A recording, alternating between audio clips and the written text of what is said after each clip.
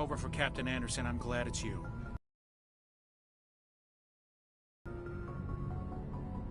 I'm in charge here, Presley. I decide if we have non-humans on this vessel. Yes, ma'am. Understood, ma'am.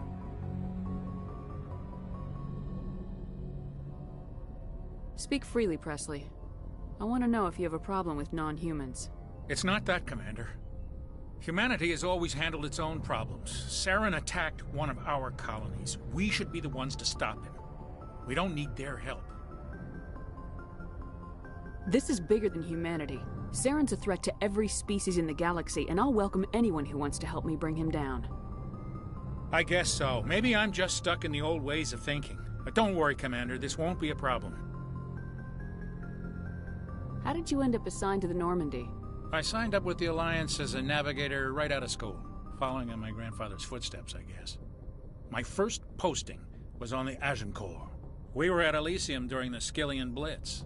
A massive fleet of alien raiders hit the coast. They had the numbers, but their ships were no match for an Alliance frigate. It was a slaughter. We couldn't even keep track of how many ships they lost. How'd you end up on the Normandy? I got my officer's commission after Elysium. Must have made an impression on the right people. Captain asked for me when he was picking his crew. Carry on, Presley. Yes, ma'am.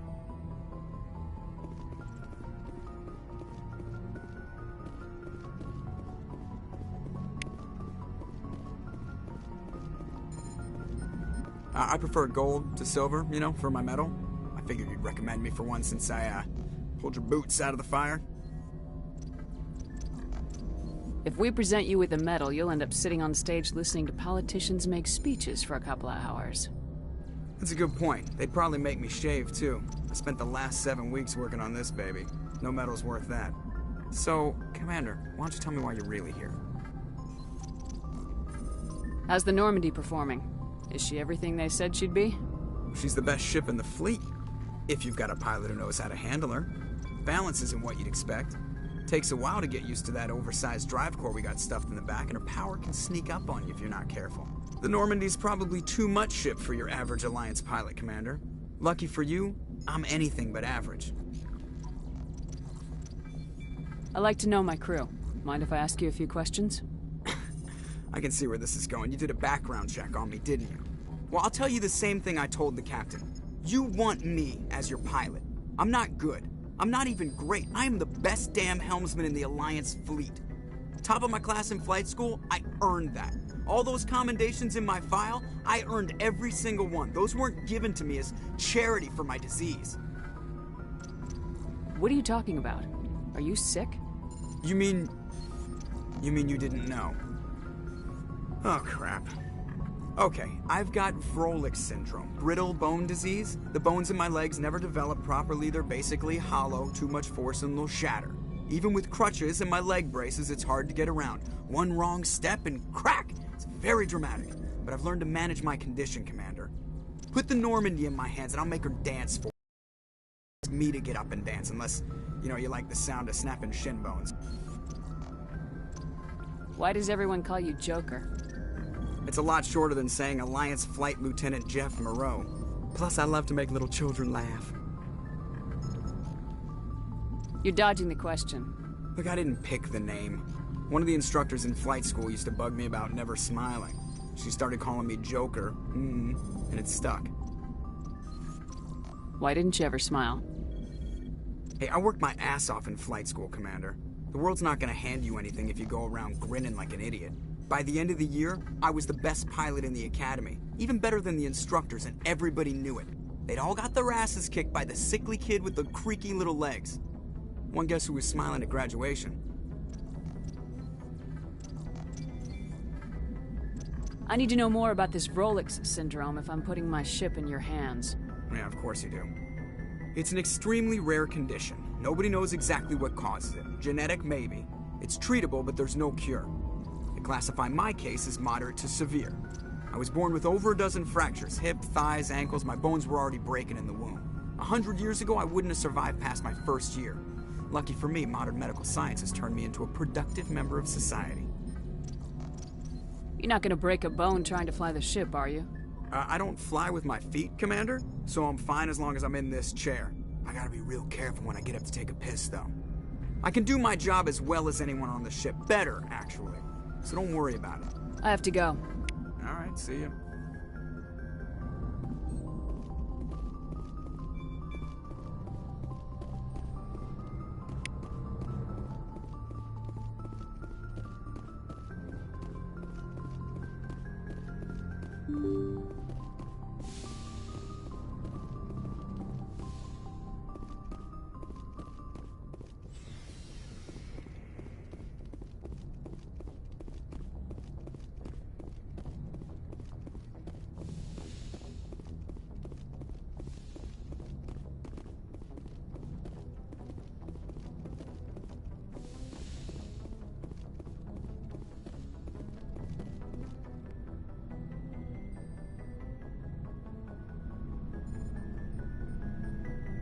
Commander, do you have a minute?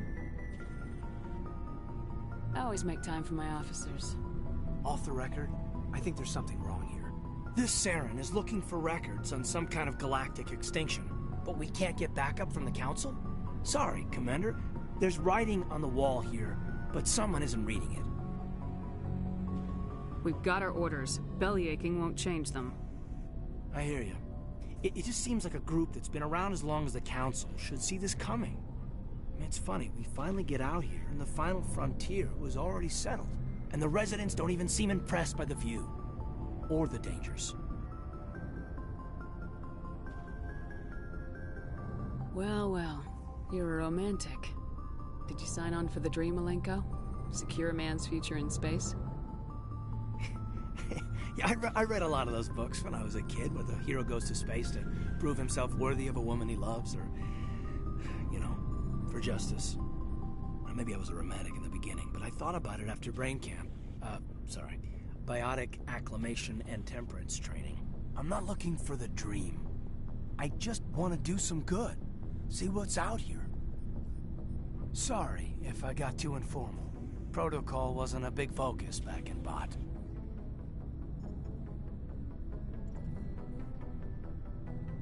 Tell me about it. Biotic acclimation and temperance didn't last past the airlock. To the kids they hauled in, it was brain camp. Sorry, hauled in is unkind. We were encouraged to commit to an evaluation of our abilities so an understanding of biotics could be compiled. There are worse results of accidental exposure to Element Zero in the womb.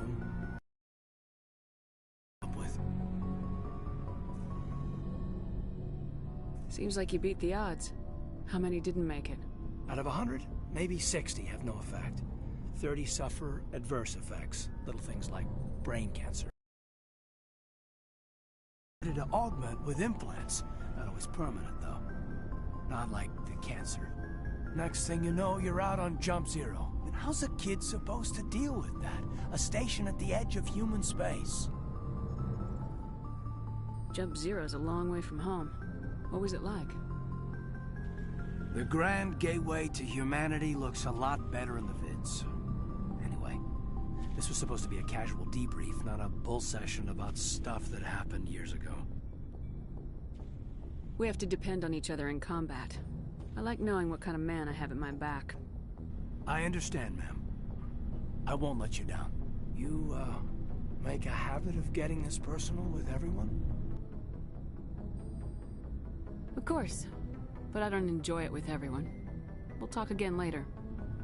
I'll need some time to process that, Commander. But, yeah, I'd like that.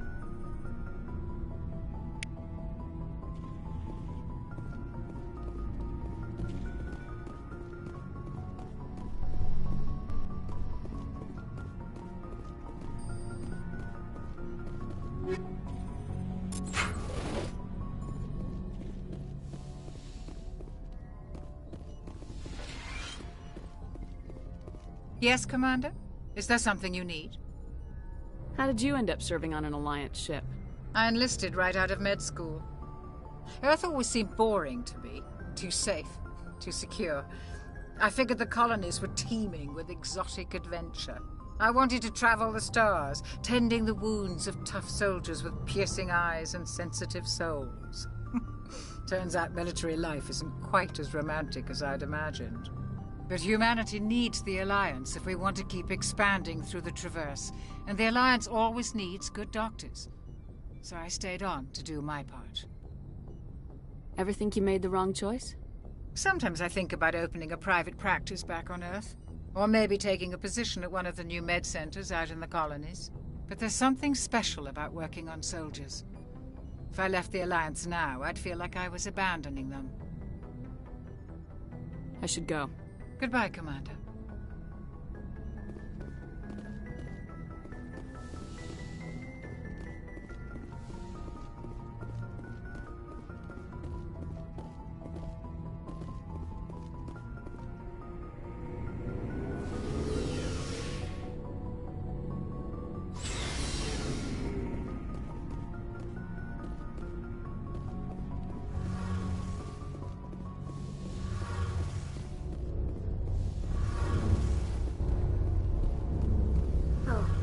Shepard. Are you okay? I don't know. Your ship is amazing, and your crew's been really great to me, especially your chief engineer. But I just sort of feel out of place. The Normandy runs so smooth it feels like we're not even moving, and the engines are so quiet. How do you sleep at night?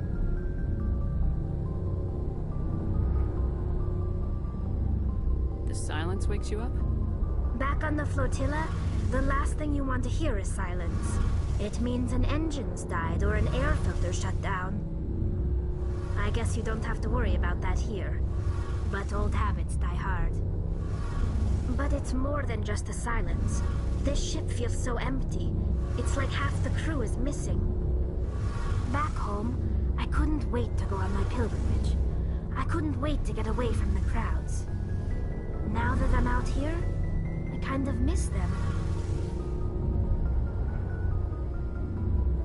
Sometimes we don't appreciate what we have till it's gone. That's true. I'm starting to wonder if that's what the pilgrimage is really about. It's given me a whole new perspective on my people and our culture. You know, there's always a few who go on their pilgrimages and never return. I always assumed something bad happened to them. But maybe they just wanted a different life. You do plan to return to the migrant fleet, right? I could never abandon my people, Shepard. I will go back eventually. But we have to stop Saren first. Otherwise, I might not have a home to go back to. I should go. See you later.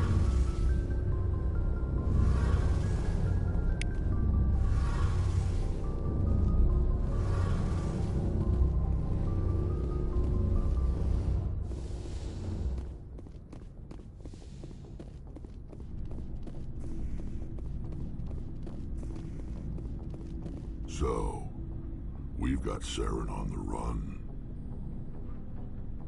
It won't be long now. Saren's good, but I'm better. Good. He's rotten. To the core. I could tell as soon as I met him. Why didn't you tell me this sooner? I would've if I thought it was important.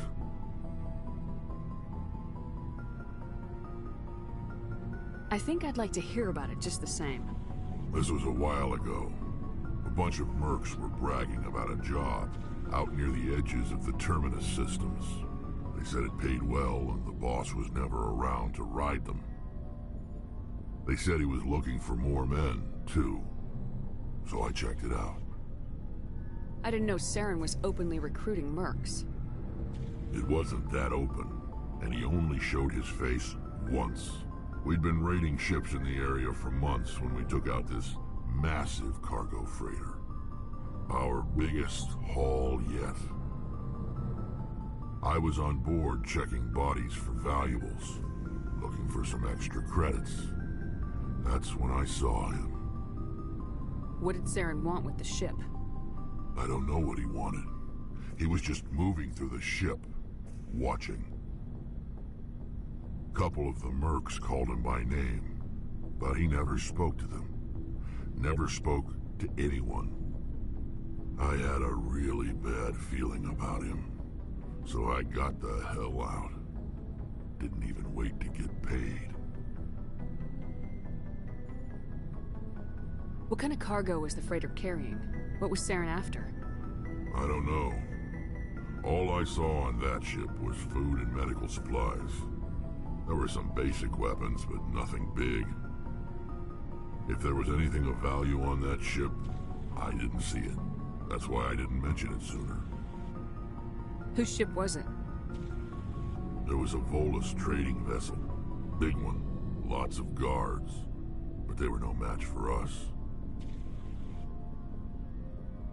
That's the only time you saw him? Yeah. Didn't even know who he was. Still wouldn't if I hadn't joined up with you. But my instincts were right. Every other merc on that mission turned up dead within a week. Every damn one. So long, Rex. Shepard. Commander? Do you have a few minutes to talk? One-on-one? Sure. I was hoping to get a minute of your time off the record. I keep an open door policy. If you have any concerns, lay them on me. All right. I know things are different aboard the Normandy, but I'm concerned about the aliens, Vakarian and Rex.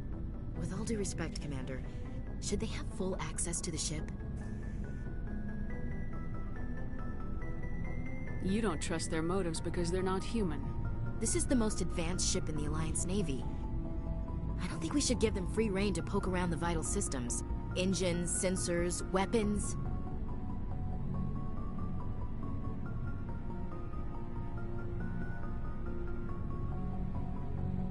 You don't trust the Alliance's allies?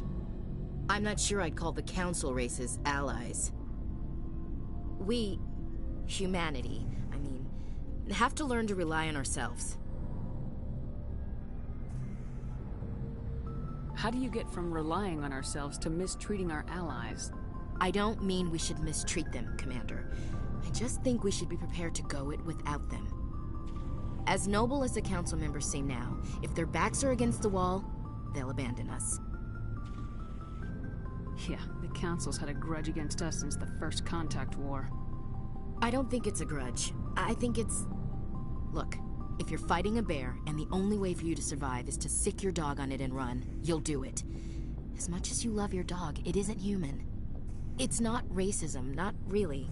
Members of their species will always be more important to them than humans are.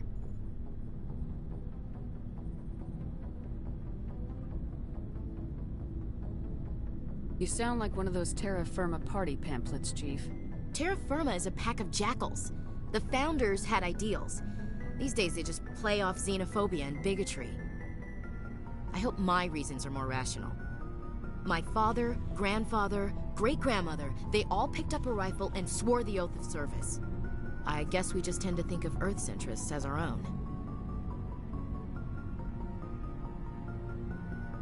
It doesn't sound like you've worked with aliens before. No, ma'am. Mainly I've been groundside, part of the surface garrison forces. I did get a rotation on a space station for training. Every Marine a rifleman, every rifleman ZG certified.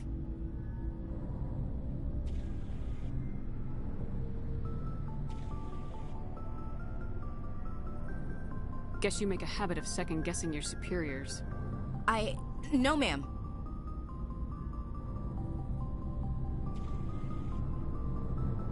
I never knew my family. Grew up an orphan on Earth. Anybody in your family I'd have heard of? Couldn't say, Commander. So why are you out here? Just trying to get away from Earth?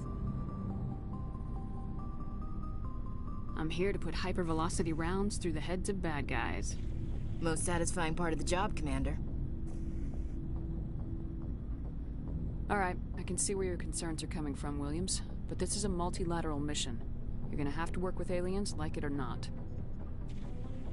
It won't be a problem, Commander. You say jump, I say how high. You tell me to kiss a Turian, I'll ask which cheek. I don't think kissing Turians will be necessary. You never know, Commander. What's your opinion of the last mission? Not sure I buy Dr. Tassoni's story about her and her mom not talking. They're family, right?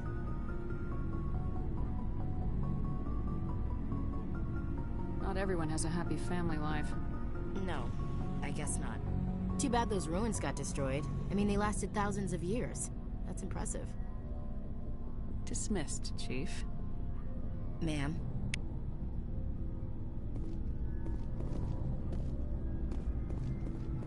Commander, how are you?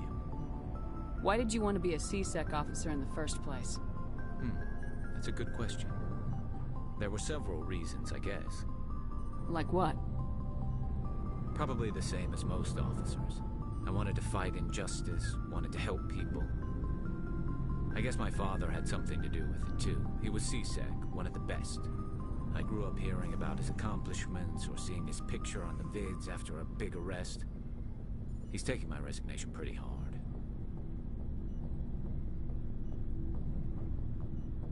That's tough.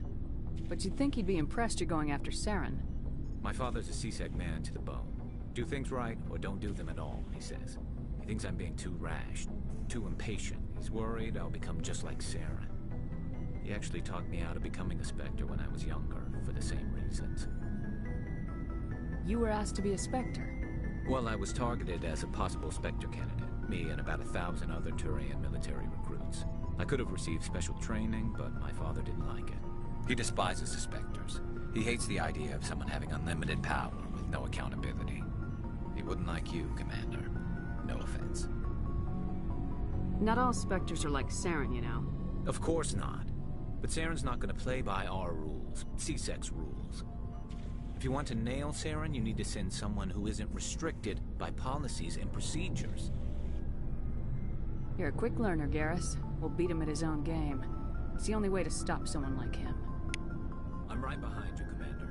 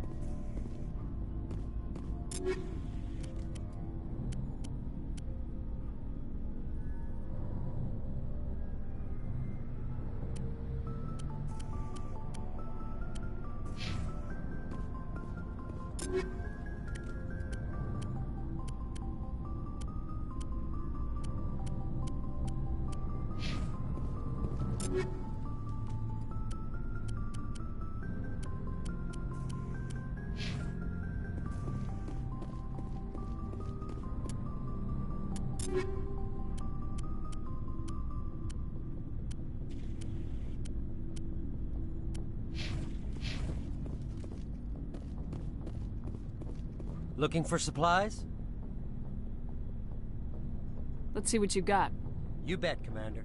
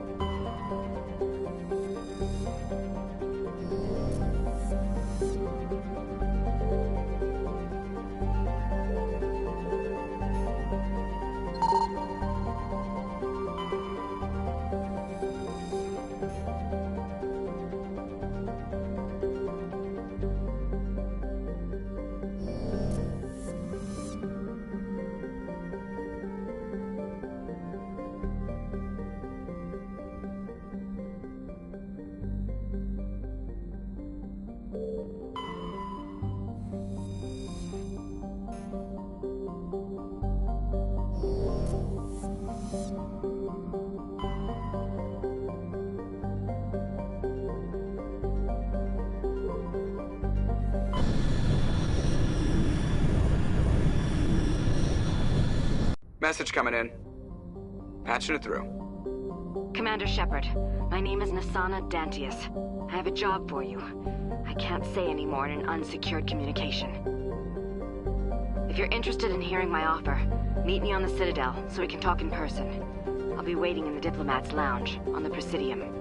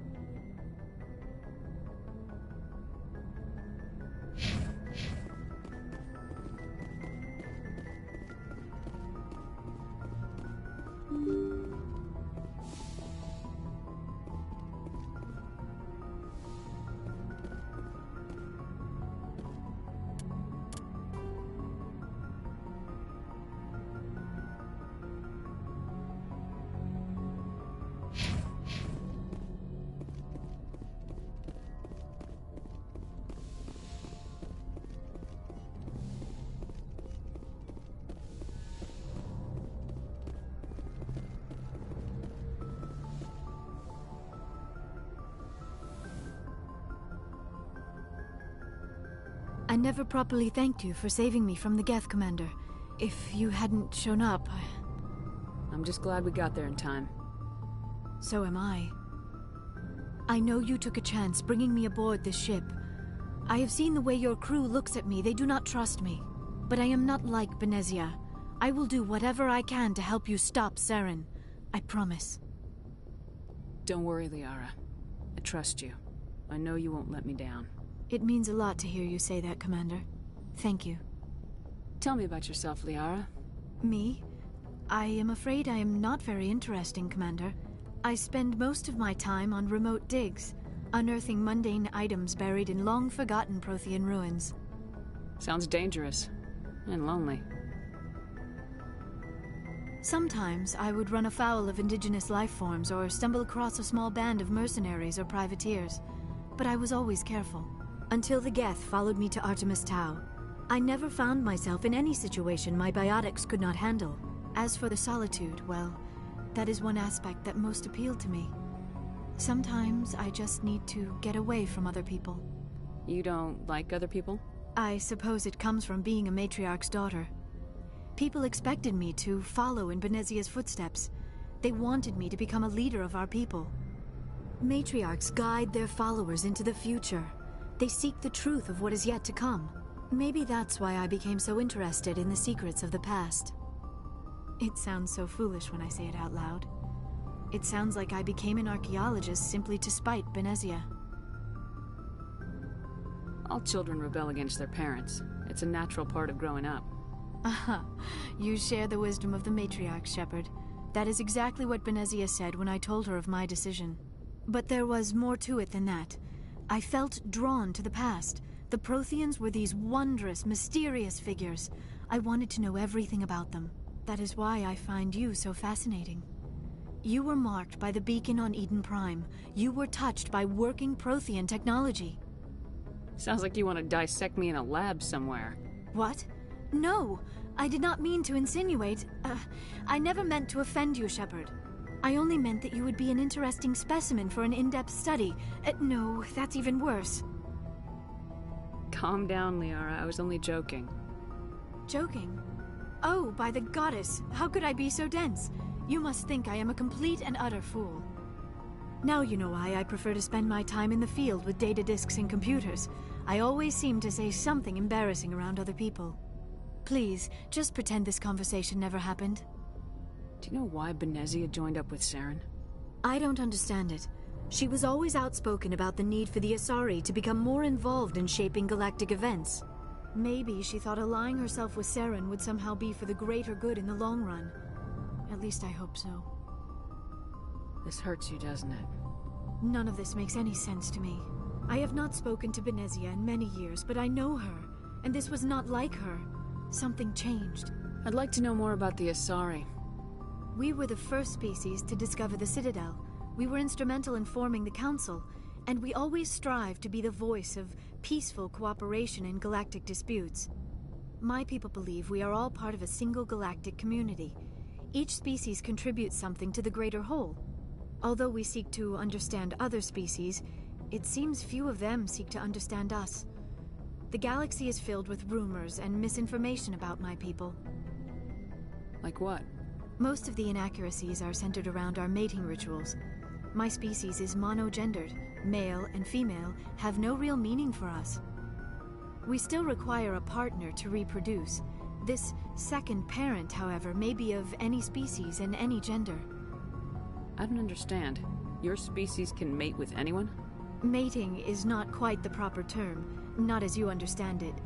Physical contact may or may not be involved, but it is not an essential element of the union. The true connection is mental. Our physiology allows us to meld with other beings. We can touch the very depths of their minds. We explore the genetic memory of their species. We share the most basic elements of their individual and racial identities. We then pass these traits on to our daughters. It is how we learn to grow as a species and how we develop a greater understanding of other races. What happens to your partner after the union? Every relationship is different. Some unions are a single encounter with both parents parting ways afterwards. Others can be more long-term. Sometimes an Asari and her partner will stay together for many decades. Do you know who Matriarch Benezia chose as her partner? She rarely spoke of her partner.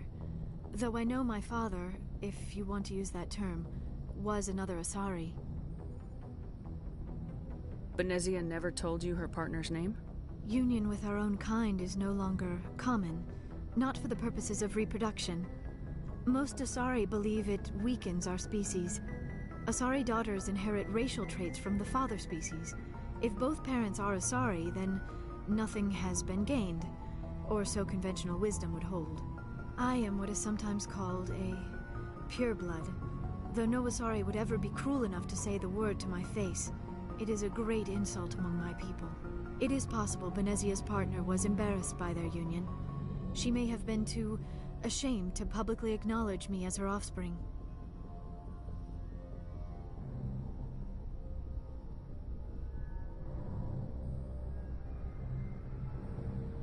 How could anyone abandon their own child? I cannot answer that. This is all speculation on my part. It is possible she wanted to be part of my life, but something happened to her before she had the chance. Benezia never spoke of her partner. Whatever happened, it caused her too much pain to dwell on it. She raised me by herself, though that is not uncommon. Many Asari raise their children alone, particularly if the father species is short-lived. Often the partner will pass on long before the child reaches maturity. You Asari live for 1,000 years. What happens when your partner dies? Few sapient species live as long as my kind. We have learned to take a philosophical approach to our unions. We do not focus on the inevitable loss of our partners. Instead, we enjoy the time we spend with them. And even after they're gone, a part of them lives on in us. The union is a connection that transcends both time and space. Do you know who Matriarch Benezia chose? She rarely spoke of her partner. It is possible Benezia's partner was embarrassed by them. You might be right. Many Asari raise their children alone. I should go. Goodbye, Shepard.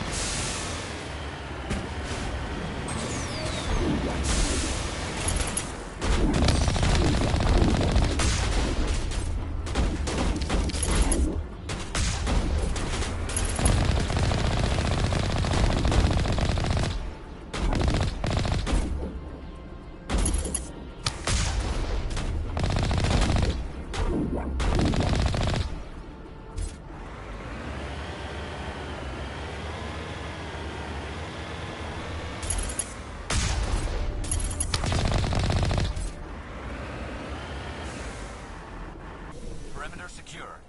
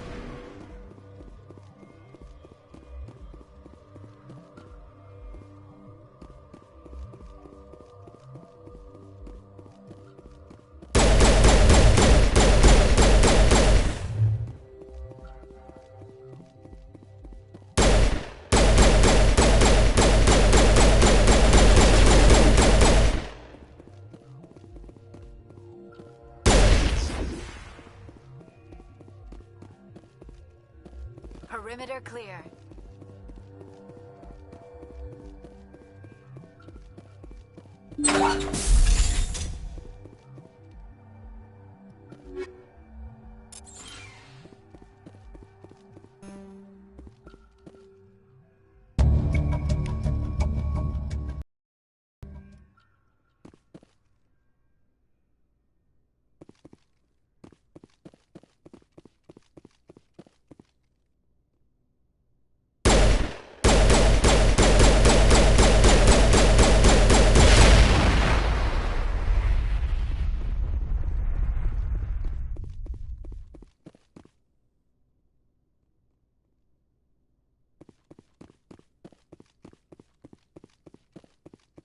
Get down!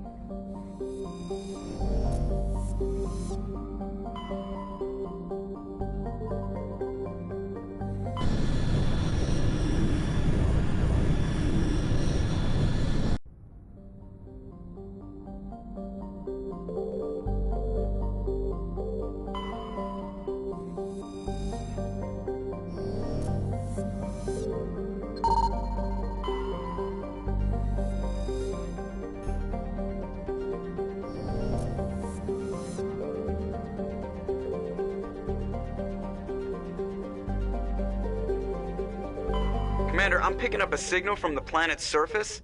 It looks like an automated distress beacon.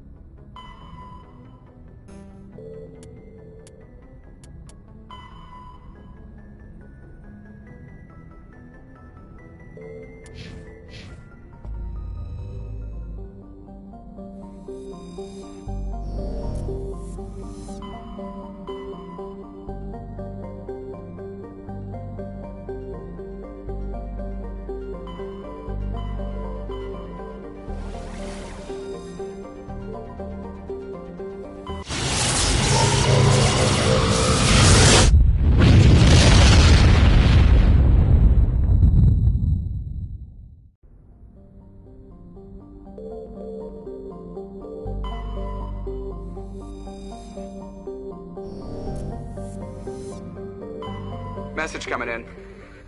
Patching it through. General distress call from the Sacred Angel Medical Transport. Critical system failure. Losing power. Emergency landing. Argos. Communications failing. Life support and emergency transponder. Won't last. Please hurry.